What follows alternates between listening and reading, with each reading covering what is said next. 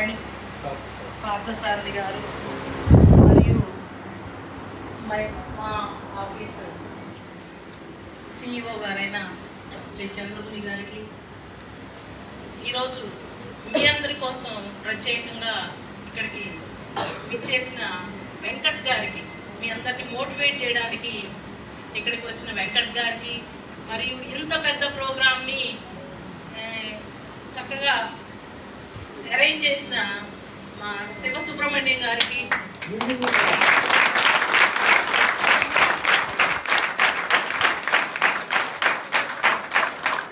చక్కగా పిల్లల్ని ఈ విధంగా డిసిప్లిన్డ్గా కూర్చోబెట్టి ఆర్గనైజ్ చేసిన టీచర్స్ అందరికీ కూడా నా నమస్కారాలు తెలియజేస్తున్నాను.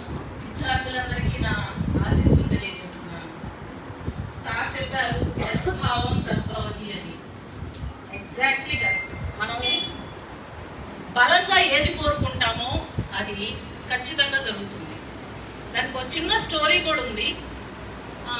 సుందరాకాండలో ఒక గురువు గారు ఒక శిష్యుడు ఇద్దరు అడవిలో నుంచి నడుచుకుంటూ వెళ్తా ఉన్నారు. వెళ్తూ ఉంటే అక్కడ ఒక చెట్టు ఉంది. ఆ చెట్టు ఏదో కోరుకుంది. గురువుగారు తదాస్తు అన్నారు. గురువుగారు తదాస్తు అన్నారు. ఎందుకు తదాస్తు అన్నారు అని శిష్యుడికి డౌట్ వచ్చింది. డౌట్ వచ్చి, గురువుగారు ఎందుకు మీరు తదాస్తు అన్నారు, ఏముంది, ఎందుకు తదాస్తు అన్నారు అని అంటే, అప్పుడు గురువు గారు చెప్పారు, ఆ చెట్టు ఉందే, ఆ చెట్టు నేను చక్రవర్తి అవ్వాలి అని కోరుకుంది అని చెప్పారు. అదేంటి గురువు గారు చెట్టు చక్రవర్తి అవ్వమని తదాస్తు అంటున్నారు, చెట్టు ఏంటి చక్రవర్తి అవ్వడం ఏంటి, గురువు గారు తదాస్తు చెప్పడం ఏంటి అని చెప్పేసి శిష్యుడికి డౌట్ వచ్చింది. డౌట్ వచ్చి మళ్ళీ మళ్ళీ అడుగుతా ఉన్నాడు, గురువుగారు చెట్టు చక్రవర్తి ఎలా అవుతుంది అని. సరే, ఆ రోజు అలా వెళ్ళారు. ఇద్దరు గురు శిష్యులు ఇద్దరు వెళ్ళారు, విశ్రమించారు. విశ్రమించిన తర్వాత ఆ రోజు పెద్ద గాలివాన వచ్చేసింది. గాలివాన వచ్చి చెట్టు పడిపోయింది. చెట్టు పడిపోతే ఇదేంటి, ఇందాకే కదా గురువు గారు చెట్టు చక్రవర్తి అయిద్దని దీవించారు, ఇదేంటి చెట్టు పడిపోయింది అని చెప్పేసి శిష్యుడికి డౌట్ వస్తుంది. సరే, ఆ శిష్యుడు మళ్ళీ డౌట్ని గురువు గారి దగ్గర ఎక్స్ప్రెస్ చేశాడు. చెట్టు ఎలా చక్రవర్తి అవుతుంది అన్నారు, మీరేమో ఆ మాట చెప్పారు నాకు, అదేమో పడిపోయింది అని చెప్పి ఇతను మళ్ళీ గురువు గారిని అడుగుతారు. చూస్తూ ఉండు అంటారు గురువు గారు. ఆ తర్వాత దాంతో ఏంటంటే, ఆ చెట్టు పడిపోయింది కదా, దాంతో పాదుకలు తయారు చేసి అక్కడ పెట్టుకుంటారు. పెట్టుకున్న తర్వాత అదే సమయానికి రాములు వారు అడవికి వెళ్ళాల్సిన పరిస్థితి వస్తుంది. అడవికి వెళ్ళాల్సిన పరిస్థితి వచ్చినప్పుడు ఆయన తన పట్టు వస్త్రాలను వదిలేసి నార వస్త్రాలు ధరించి నాకు పాదుకలు కావాలి అని అడుగుతారు. అప్పుడు వీళ్ళు తీసుకెళ్ళి ఈ చెట్టు నుంచి వచ్చిన పాదుకలు ఏవైతే ఉన్నాయో అవి తీసుకెళ్లి రాముల వారికి ఇస్తారు. ఇచ్చిన తర్వాత రాముల వారు అడవికి వెళ్ళిపోతారు. తర్వాత భరతుడికి ఈ విషయం తెలిసి భరతుడు వెళ్ళి, అన్నయ్య మీరు వచ్చేసేయండి మళ్ళీ వెనక్కి అని అడుగుతాడు. లేదు లేదు, నాన్నగారికి నేను మాటిచ్చాను, అరణ్యవాసం 14 సంవత్సరాలు చేస్తానని నేను మాటిచ్చాను, కాబట్టి నేను అది కంప్లీట్ అయిన తర్వాతే వస్తాను అని చెప్పడం జరుగుతుంది. అప్పుడు భరతులు వారు అడుగుతారు, మీ పాదుకలు ఇస్తే వాటిని తీసుకెళ్ళి నేను సింహాసనం మీద పెట్టుకొని ఆ పాదుకల సాక్షిగా, అంటే మీరు అక్కడ ఉన్నట్లుగా నేను భావించి రాజ్యపాలన చేస్తాను అని చెప్పేసి అప్పుడు రాములు వారి పాదుకలు తీసుకొచ్చి చెట్టు ఆ సింహాసనం మీద పెట్టి రాజ్యపాలన చేస్తూ ఉంటారు. చెట్టు చక్రవర్తి అయిందా? అయ్యింది కదా.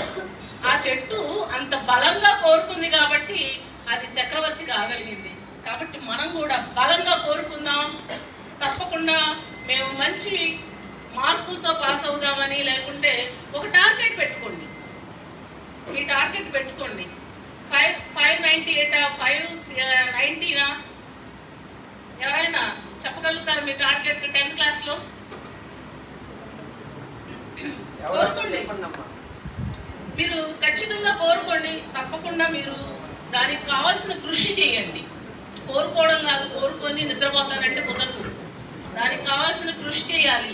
ఏ రోజు ఏం చేయాలి, ఎంతసేపు చదవాలి, ఎన్ని అవర్స్ ఏ సబ్జెక్టు కేటాయించాలి. నేను ఏ సబ్జెక్టులో అయితే కొంచెం ల్యాక్గా ఉన్నాను అంటే కొన్ని సబ్జెక్టులు మనకి ఇష్టమైనవి ఉంటాయి, మనం ముందు బాగా మంచిగా ఉండి ఉంటాం.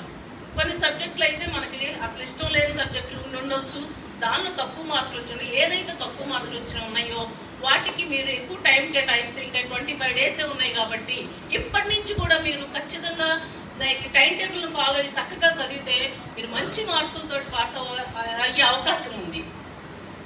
ఎందుకు అంటే ఖచ్చితంగా మీరు టైం టేబుల్ వేసుకోండి అని ఎందుకు అంటున్నానంటే టైం టేబుల్ ఉంటే అది మనకి గుర్తు చేస్తూ ఉంటుంది, ఈ అవర్ నువ్వు చదవాలి, ఈ అవర్లో నువ్వు ఈ సబ్జెక్ట్ చదవాలి అని గుర్తు చేస్తూ ఉంటుంది. కాబట్టి టైం టేబుల్ ఫిక్స్ చేసుకొని చక్కగా ఆ టైంకి చదువుకోండి.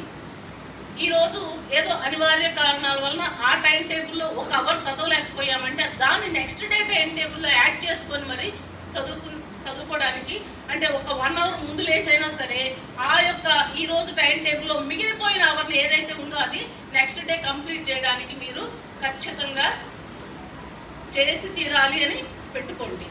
అప్పుడు మీరు చక్కగా ఈ 25 రోజుల్లో కూడా మీరు చక్కగా మీరు ఫాలో అయితే మీరు చక్కగా మంచి మార్కులు తెచ్చుకోగలుగుతారు.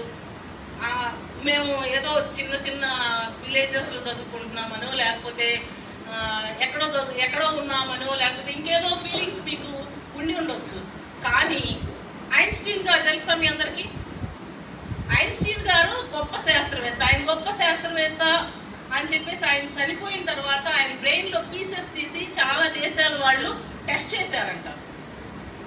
ఐన్స్టీన్ గారి ఆ టెస్ట్లో ఏం తెలియదంటే ఐన్స్టీన్ గారి బ్రెయిన్ అయినా కూడా సామాన్య మానవుని బ్రెయిన్ అయినా కూడా సేమ్ ఒకటే అని తెలియదు.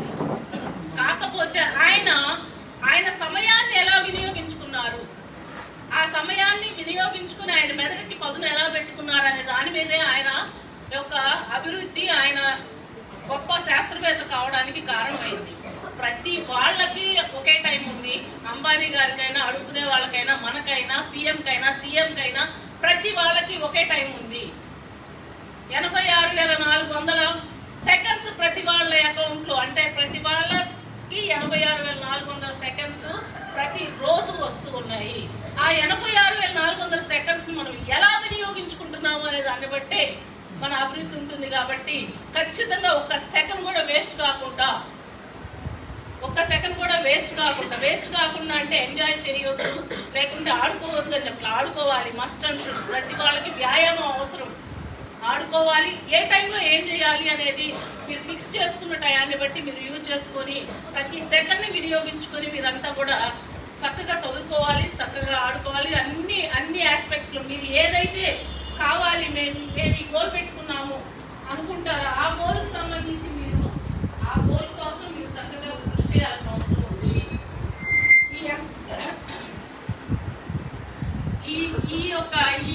ఈ పీరియడ్, ఈ చదువుకునే పీరియడ్ మళ్ళీ మనకి తిరిగి రావు. మళ్ళీ కావాలి అనుకున్నా కూడా మనం ఆ పీరియడ్ని చేరలేము. ఒక ఊర్లో ఒక దేవాలయం కట్టారంట. దేవాలయం కడితే ఆ ఊరు పెద్ద వెళ్ళి ఒక శిల్పిని అడిగారు, దేవాలయం నిర్మించాము, మాకు ఒక చక్కని దేవతా విగ్రహం కావాలి, చేసి పెట్టండి నేను ఒక శిల్పిని అడిగితే ఆ శిల్పి 2 రాళ్ళు తీసుకొచ్చి మొదటి రాయిని కొట్టడం మొదలుపెట్టారు చెక్కడానికి. ఆ రాయి అమ్మో నేను ఈ బాధ భరించలేను, నేను ఇంత గట్టిగా కొడుతున్నారు మీరు, నేను భరించలేను, నాకు వద్దు, నన్ను కొట్టొద్దు అని చెప్పేసి ఆ రాయి రిజెక్ట్ చేసిందంట. రిజెక్ట్ చేస్తే వెంటనే శిల్పి ఏం చేశాడంటే కాదు నిన్ను చెక్కితే మంచి విగ్రహం అవుతావు, నిన్ను తీసుకెళ్ళి గుళ్ళో పెట్టి పూజలు చేస్తారు, కొంచెం ఓర్చుకో అని చెప్పారంట. లేదు నా వల్ల కాదు, నేను ఓర్చుకోను, తీసేసేయండి, నన్ను చెప్పొద్దు అని చెప్పేసి ఆ రాయి రిజెక్ట్ చేసిందంట.